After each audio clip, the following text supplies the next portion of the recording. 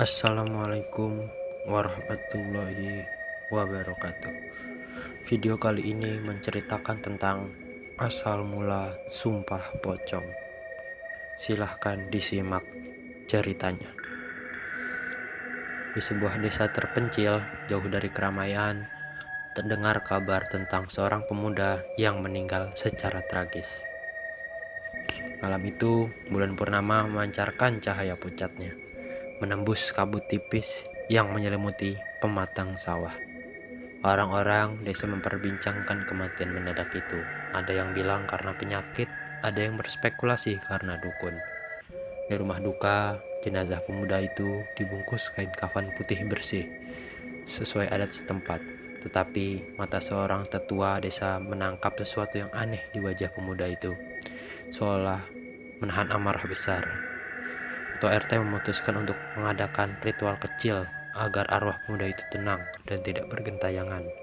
Namun, suara aneh dari dalam rumah duka seperti bisikan yang mengiris telinga. Beberapa tetangga mencoba melihat, tapi hanya mendapati pintu rumah duka yang bergerak perlahan sendiri.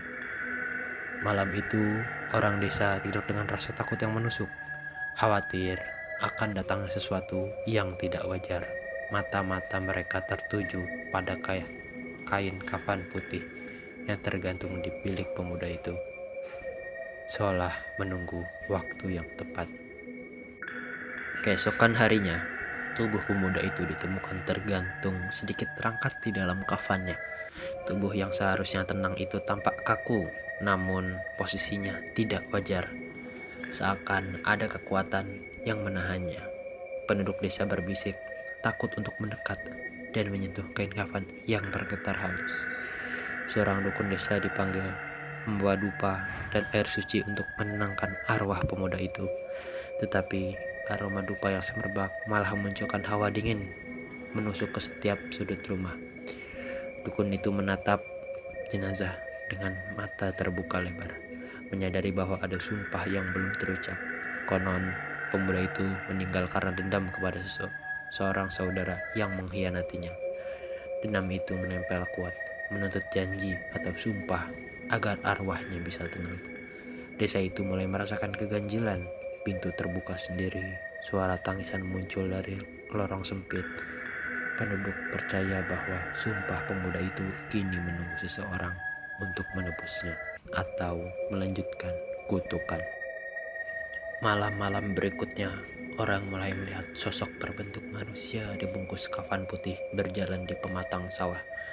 Bentuknya kaku, langkahnya lambat, tapi tatapannya menusuk jiwa siapapun yang melihatnya. Beberapa yang nekat mendekat tiba-tiba merasakan dingin yang menembus tulang dan jantung berdebar kencang. Desa itu mulai takut meninggalkan rumah saat malam menjelang, khawatir bertemu makhluk sumpah kafan itu. Seorang anak kecil pernah berteriak melihat sosok itu di dekat rumahnya.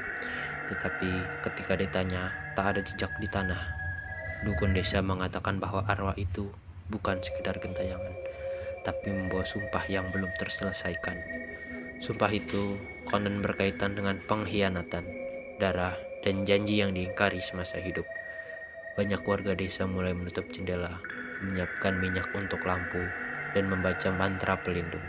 Namun, semua itu seolah sia-sia karena sosok kafan putih itu muncul kapanpun dia mau. Desa itu perlahan menjadi tempat yang dihantui ketakutan dan bisik-bisik legenda yang menakutkan. Suatu malam, seorang pemuda pemberani memutuskan menelusuri asal-usul kemunculan sosok itu.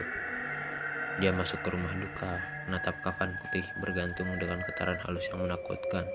Di sudut rumah, dia menemukan buku tua berisi catatan sumpah dan dendam yang tertulis tangan pemuda malang itu. Ternyata pemuda itu bersumpah bahwa siapapun yang mengkhianatinya akan menemui nasib yang sama. Dia membaca catatan itu dengan suara pelan, berharap bisa memahami dan menenangkan arwah yang tersiksa. Namun semakin lama dia membaca, udara di sekeliling semakin dingin dan kabut tebal mulai masuk ke rumah. Lampu minyak bergetar dan bayangan kafan seolah menari menakutkan di dinding rumah.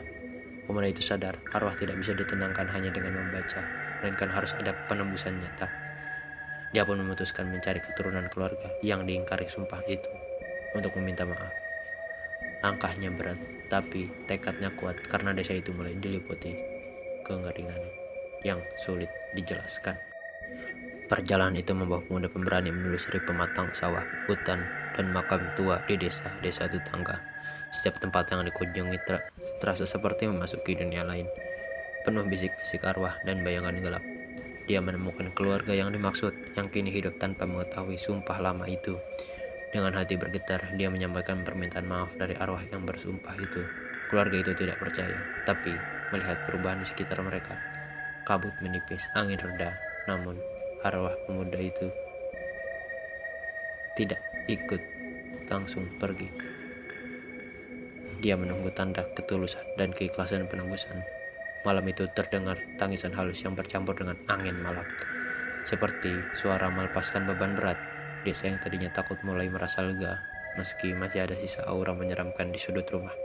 Sosok kafan putih itu perlahan menghilang, meninggalkan aroma dupa yang samar. Penduduk desa menyadari bahwa legenda sumpah kafan bukan sekadar cerita, tapi peringatan bagi siapapun yang mengingkari janjinya. Sejak malam itu, desa selalu menghormati jenazah dengan ritual khusus, membaca doa, dan memastikan tidak ada dendam tersisa. Orang tua mengingatkan anak-anaknya untuk tidak mengkhianati janji, karena sumpah yang diabaikan bisa muncul lagi. Kabut malam menjadi simbol waspada, dan cahaya lampu minyak menjadi pelindung dan sosok yang belum tenang.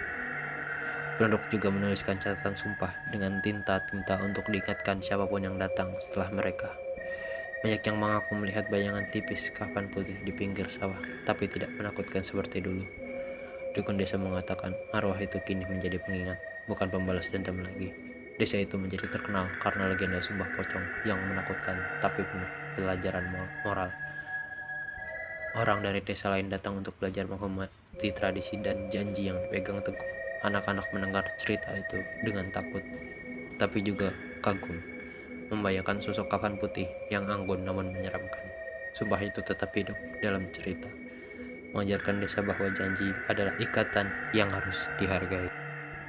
Beberapa tahun kemudian, desa itu mengalami malam-malam tenang, tanpa bisik-bisik hantu atau langkah kaku di pematang sawah. Namun, ketika bulan purnama muncul penuh di langit, kabut tipis selalu menyelimuti desa, mengingatkan penduduk akan legenda. Sosok pemuda dalam kafan putih kini hanya muncul dalam mimpi mereka yang melupakan janji. Mimpi itu selalu menakutkan, tapi juga menjadi pelajaran untuk menepati kata-kata mereka. Desa mulai menulis kronik sumpah pocong agar generasi mendatang memahami dan menghormati tradisi. Kisah ini diceritakan dari mulut ke mulut, menjadi legenda yang menakutkan sekaligus penuh makna. Pemuda pemberani yang menembus dendam dulu dikenal sebagai pahlawan yang menenangkan arwah malang. Orang tua tetap mengingatkan anak-anak untuk tidak mengkhianati janji, terutama yang diucapkan saat hidup. Kain kafan putih yang dulu menakutkan kini menjadi simbol pengingat dan pelajaran moral. Desa pun perlahan hidup dalam ketenangan, meski bayangan sumpah pocong tetap ada di cerita rakyat mereka. Legenda itu menyebar ke desa-desa tetangga, membuat orang lebih berhati-hati dalam membuat janji. Siapapun yang berani mengingkari kata-kata akan mengundang sumpah yang tidak mudah dihapus. Penduduk desa menambahkan ritual malam khusus ketika ada kematian mendadak, memastikan tidak ada dendam tersisa. Dukun desa juga menulis mantra perlindungan untuk keluarga yang ingin aman dari arwah sumpah. Beberapa anak muda mencoba menelusuri asal-usul cerita, tapi selalu terhenti oleh hawa misterius yang mencekam. Mereka yang nekat bercerita tentang sosok kafan putih sering merasa dingin menusuk di tulang. Bahkan di siang hari, legenda menjadi lebih kuat seiring waktu, menekankan bahwa sumpah harus dihormati dan kematian tidak boleh disepelekan. Orang dari luar desa datang untuk menyaksikan lokasi yang konon menjadi awal munculnya sumpah pocong. Hawa misterius masih terasa, tapi penduduk desa kini lebih bijaksana dan waspada terhadap dendam dan janji yang diabaikan. Cerita ini tetap hidup, mengajarkan ketakutan, kehati-hatian, dan penghormatan terhadap arwah yang belum tenang. Seiring bertambahnya generasi, legenda sumpah pocong jadi yang dikisahkan di malam hari. Anak-anak menunggu dengan takut dan penasaran ketika orang tua bercerita di depan api unggun. Mereka belajar bahwa pengkhianatan dan dendam bisa menjadi kutukan bagi siapa saja yang mendengarnya. Kain kafan putih menjadi simbol yang menakutkan, namun juga syarat dengan pelajaran moral. Penduduk desa mengajarkan bahwa ritual dan penghormatan jenazah adalah kunci untuk mencegah arwah gentayangan. Orang yang berani melakukan janji selalu bermimpi sosok kakung yang menatap mereka dari kejauhan. Legenda itu menjadi bagian tak terpisahkan dari budaya desa, dipelihara dengan penuh hormat. Dari waktu ke waktu, kabut malam selalu mengingatkan mereka akan sumpah dan akibat yang mungkin terjadi. Pemuda yang menembus dendam dulu dikenal sebagai pahlawan. Meski sosoknya menakutkan, cerita ini tetap hidup. Menakutkan sekaligus mendidik bagi setiap generasi yang mendengarnya.